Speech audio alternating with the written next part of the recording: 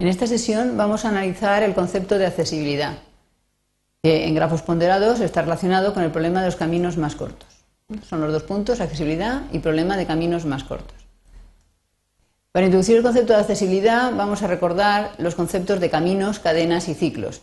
Son muy habituales, pero que dependiendo del foro en que se encuentre, del texto que manejemos, tiene unos nombres u otros, no siempre coinciden los nombres, con lo cual vamos a establecer la terminología que vamos a utilizar en esta sesión. Supongamos que tenemos un grafo, da lo mismo que sea dirigido que no dirigido, se llama cadena a toda sucesión finita alterna de vértices y aristas, respectivamente arcos. Se llama cadena cerrada en el caso de que la cadena cumpla que los vértices inicial y final coinciden. Fijémonos que ni tanto en cadena como en cadena cerrada no hemos hablado de si los vértices y las aristas o arcos se repetían. En el caso en que ni vértices ni aristas se repitan, tendremos lo que se conoce como camino. Y en el caso de que tengamos un camino en el que haya una excepción, que haya dos vértices que se repitan, pero que sean los que hacen de cierre, el primero y el último, coincidan, entonces se llama ciclo. Un concepto que afecta a todos estos términos es lo que se llama longitud de la cadena, o longitud del camino, según el caso, que consiste en el número de aristas, respectivamente arcos, que lo constituyen. Vamos a ver un ejemplo de estos conceptos. Supongamos que tenemos un grafo no dirigido. Una cadena sería, por ejemplo, esto: V1, V2, V4, V3, V2, V5. Observemos que he citado solamente los vértices, aunque he dicho que una cadena es una sucesión alterna de vértices y aristas, porque lo que tendría que haber dicho en realidad es V1, V1, V2, V2, V2, V4, V4, V4, V3 y así sucesivamente.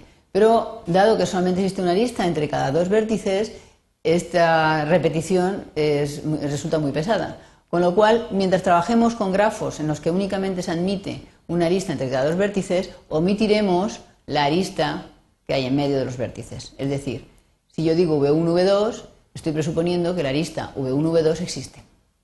Cuando pasemos en algunos temas a S-grafos o multigrafos, como en ese caso sí que hay más de una arista entre cada dos vértices, tendremos que citar explícitamente por cuál de todas las aristas o arcos pasamos. El siguiente ejemplo es una cadena cerrada. Lo mismo que antes, una cadena, lo que ocurre es que empieza y termina en el mismo vértice.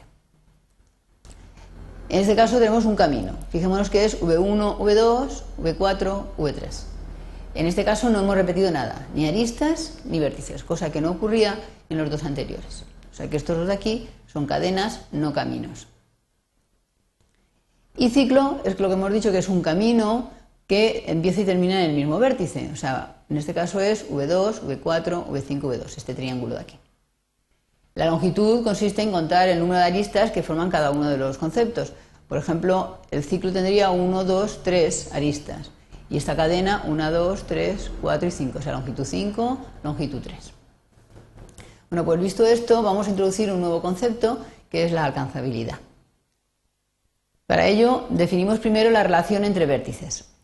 Se dice que un vértice U alcanza un vértice V en un grafo G, que puede ser tanto dirigido como no dirigido, si existe una cadena de longitud mayor o igual que 0 de U a V. Lo de la cadena longitud mayor que 0 está claro. Lo de la cadena igual a 0, lo que viene a decir es que vamos a considerar por definición que todo vértice se alcanza a sí mismo. Está unido a sí mismo con una cadena que no tiene longitud 0, no hay ninguna arista entre medias. ¿Cómo podemos dar de forma cómoda la información de que tal vértice alcanza a tal otro o no lo alcanza? Pues como es habitual, utilizando matrices.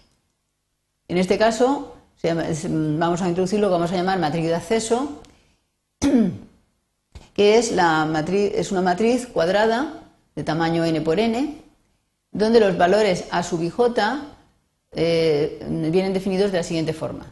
Valen 1, el valor a i j vale 1 si el vértice vi alcanza al vj, y vale 0 si el vértice vj no alcanza al vj. Es decir, en la posición ij pondremos un 1 si hay una cadena de longitud mayor o igual que 0 que va de i a j, y pondremos un 0 en caso contrario. Vamos a ver un ejemplo ahora de este concepto. Supongamos en esta ocasión un grafo dirigido y esta sería su matriz de acceso. Vamos a ver cómo los valores de la fila 1, qué significan. Hemos dicho que según la posición tengo que averiguar si un vértice alcanza a otro. Entonces esta es la posición 1, 1. El vértice 1 se alcanza a sí mismo porque hemos dicho que las cadenas de longitud 0 se consideran siempre. Con lo cual, fijémonos que la diagonal va a estar toda a unos. Es 1, 1, 2, 2, 3, 3, etc. Pasemos al siguiente, 1, 2. ¿Hay alguna cadena que vaya del vértice 1 al vértice 2? Vemos que no, porque del 1 no salen flechas, luego es 0. Lo mismo pasa con el 3, con el 4 y con el 5. Del 1 no alcanza a ningún vértice, sencillamente porque no hay ninguna cadena que salga de V1. ¿Qué ocurre con el vértice V2? Que corresponderá a la línea V2. Pues V2, V1, fijémonos que hay una cadena de longitud 2, V2, V3, V3, V1, por lo tanto pongo un 1. V2, V2 es porque es longitud 0 la cadena, V2, V3, cadena de longitud 1, V2, V4, cadena de longitud 2, y V2, V5 no existe, por lo tanto pongo un 0. Y así sucesivamente con el resto de valores. Observemos que el vértice V5 no tiene nadie que lo alcance, así como el vértice V2. Entonces, la matriz esta indica por filas a quién se alcanza, pero si lo miramos por columnas, que es la traspuesta, nos indicará quién alcanza a quién. Entonces, fijémonos que la columna 5 y la columna 2, que corresponden al vértice 2 y 5, nos indican que nadie los alcanza. Porque no hay nadie, o sea, excepto ellos, evidentemente, el 2, 2 alcanza a sí mismo, el 5, 5 también, pero ni el 1 alcanza al 2, ni el 3 alcanza al 2, ni el 4, ni el 5. Tampoco el 1 alcanza al 5, ni el 2 alcanza al 5, ni así sucesivamente. Entonces podemos ver que mirando por líneas vemos a quién alcanza, y mirando por columnas por quién son alcanzados. Y observemos que las filas de 0, exceptuando la diagonal, nos indican los vértices que tienen grado de entrada 0 o grado de salida 0, como son el V5 y V2 que tienen grado de entrada 0 y el V1 que tiene grado de salida 0 y por eso su fila es toda de ceros excepto la diagonal. Dicho esto, podemos preguntarnos qué diferencia hay entre esta matriz y la matriz de adyacencia. Bueno, pues la matriz de acceso en general tiene más unos que la matriz de adyacencia. Esto es debido a que la matriz de adyacencia nos indica qué vértice está enlazado a otro mediante una arista o arco, pero no mediante una cadena de la longitud que sea. Por lo cual, evidentemente, como no permitimos que de I a J cadena longitud 2, sino solamente 1, pues va a tener menos unos. Fijémonos que también incluye la diagonal. En la diagonal hace falta que esté el bucle para que haya un 1, entonces solamente hay un 1 aquí, que corresponde a este bucle, el V4. Mientras que, como no hay bucles ni en 1, ni en 2, ni en 3, ni en 5, está a ceros. Por ejemplo, este 1 de aquí tampoco está, porque yo no tengo ninguna arista, ningún arco que vaya del 1 al 2. Hay una cadena de longitud 2, pero no hay un arco. Con lo cual, repetimos, la matriz de acceso tiene más unos, indica alcanzabilidad, acceso, no importa el tamaño de la cadena.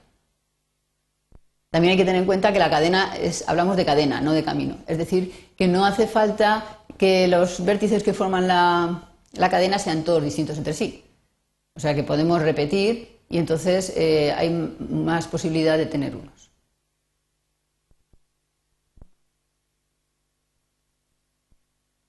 ¿Cómo se obtiene la matriz de acceso? Pues para obtener la matriz de acceso se pueden aplicar reiteradamente los conocidos métodos de búsqueda en extensión o anchura, BFS, o búsqueda en profundidad. Lo que se hace es aplicar, se elige uno de los dos métodos y se le aplica a cada uno de los vértices. El resultado nos dará la fila correspondiente. Es decir, si yo se aplico al V1, cuando me diga el BFS que se alcanza a tal valor, pondré un 1 en la posición correspondiente y un 0 en la otra. Luego se aplicaría al vértice V2, al V3 y así sucesivamente.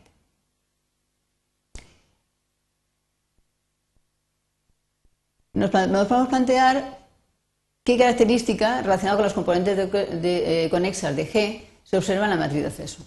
Hay una propiedad importante que se observa si calculamos las componentes conexas, en el caso de grafos no dirigidos, no en el caso dirigido. Entonces, es interesante que intentéis poner varios ejemplos de grafos no conexos, calcular su matriz de acceso y analizarla. Veréis que rápidamente se detecta una propiedad relacionada, repito, con las componentes conexas. Vamos a pasar ahora a comentar brevemente el problema de los caminos más cortos. Consiste, ahora que ya sabemos lo que significa alcanzar, pues ahora lo que quiero es encontrar el camino, pero no un camino cualquiera, sino primero tiene que ser camino, no cadena, es decir, que no se repita, y luego lo más barato posible entre dos vértices de un grafo ponderado. Es decir, un grafo en el que cada arista tiene un coste asociado. Lo que me interesa no es que la longitud de la cadena, la longitud del camino sea lo más corto posible, sino que la longitud de los pesos que forman el camino sea lo más barato posible. Existen diferentes algoritmos que resuelven el problema. Nosotros vamos a comentar únicamente dos de los más habituales. En primer lugar, el de Dijkstra, que tiene las siguientes características. Supongamos que G es un grafo ponderado positivo. El algoritmo de Dijkstra nos proporciona el camino más corto desde un vértice cualquiera a todos los demás. Entonces, lo que me devuelve es una matriz fila. Si yo quisiera saber el camino más corto de todos a todos, tendría que aplicarlo n veces. Es importante recalcar que solamente se puede aplicar a grafos ponderados positivos, no valen los valores negativos. Otro algoritmo que tenemos es el algoritmo de Floyd, que vale para grafos ponderados sin ciclos negativos. Es decir, en este caso no importa que haya valores negativos, pero lo que sí que no puede haber es un ciclo negativo. Por el hecho de que si yo llego a ese ciclo, cada vez que le dé una vuelta, el valor del camino va a bajar y entonces entro en un bucle infinito y no terminaría nunca. Bueno, pues el algoritmo de Floyd, suponiendo que no hay ciclos negativos, me proporciona el camino más corto desde cualquier vértice a cualquier vértice. Es decir, que lo que me devuelve es una matriz cuadrada de tamaño n por n, en la que está toda la información. Valen tanto para dirigidos como para no dirigidos. Y son los más habituales. El coste es polinómico en ambos casos. Bien, pues con esto hemos terminado la sesión de hoy. Recordamos que hemos visto los conceptos de alcanzabilidad o accesibilidad, que también se llama así, y como aplicación el problema de los caminos más cortos.